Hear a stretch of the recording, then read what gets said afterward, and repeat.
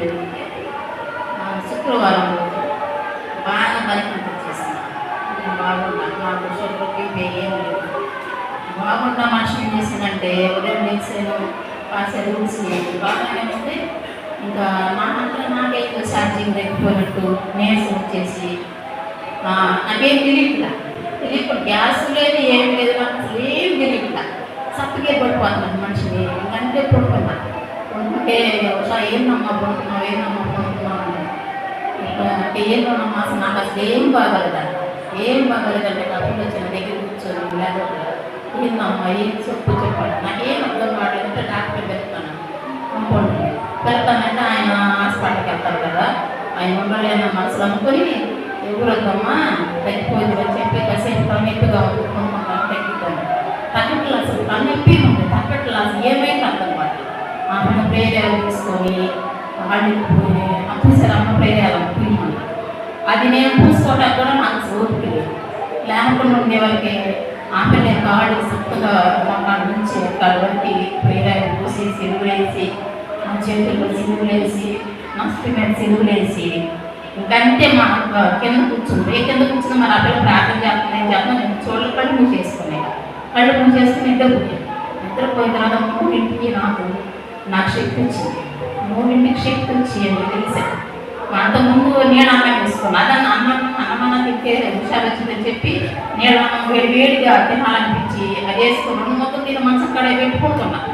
ఇంకా మళ్ళీ లేచి 3ంటికి ఇక అన్నం వేసుకుని అన్నం తీసుకుని తినేసేసి నాకు తగ్గిందమ్మా, కొంచెం నీరసం ఉంది, బాగానే ఉంది, తగ్గిందని చెప్పి లేసాయి.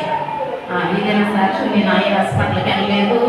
దేవుడు నాకు ముక్తి నాకు బాగా చేసినందుకు దేవుడు వందనాలు.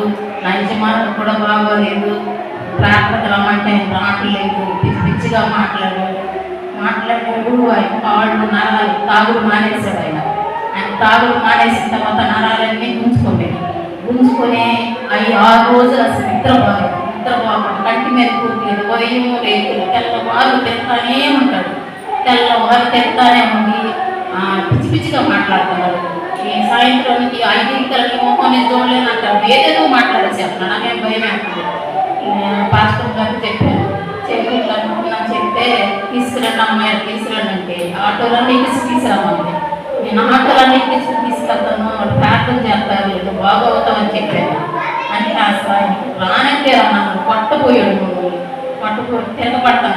తిరగబడుతుంటే ఇంకా మా బాబు చెప్పాను అలా చేస్తే వాళ్ళ సైతాన్ని జరుపుకుంటాను, ప్రార్థన తీసుకెళ్ళమంటారు. ఇంకో బాబు కూడా ఫోన్ చేసి ఎక్కడ లేదని అడుగుతున్నాడు. ఆయన అడగకి వెళ్ళేసరికి ప్రార్థన తీసుకెళ్ళండి, అక్కడికే తీసుకెళ్ళండి, పాస్టర్ బాగా ప్రార్థన చేస్తారు కదా, తగ్గిపోయి తీసుకెళ్ళమని అంటే ఆయనతో కూడా మాట్లాడుతుంటే నేను ఎలా అంటున్నాను. ఇంకా దేవుడు ఆయన్ని దేవుని దయ వల్ల దేవుని వందనాలు. మా కుటుంబ చిన్న బలిహీనతలో ఈ దుస్తుడు మమ్మల్ని ఆదరించి మా బలిహీనత పెడుతున్నాడు. నాకు తొంట్లో నొప్పి వచ్చింది, నరము బొట్టు నీళ్ళు నుంచి ఆ నడుములోకి వచ్చేసింది. ఆ నరం నలుగుపోతున్నాను, ఖాళీ వచ్చి ఆ తొంట్లో పడి నలుగుతంటేనే చాలా బాధపడ్డాను. కింద కూర్చొని పరిస్థితి, కుర్చీలో కూర్చున్నాను, పైన కూర్చోవడం ఇష్టం ఉండదు. ఇంకా నేను కిందే కూర్చోవాలని అనిపించింది. కానీ ఎంతో బాగా కూర్చున్నాను. బయటకు వెళ్తున్నా, వెళ్ళలేక పరిస్థితి ఎవరితో కూర్చోలేని పరిస్థితి బయటకు వెళ్తున్నా. వెళ్ళి బయట కూర్చోవాలి.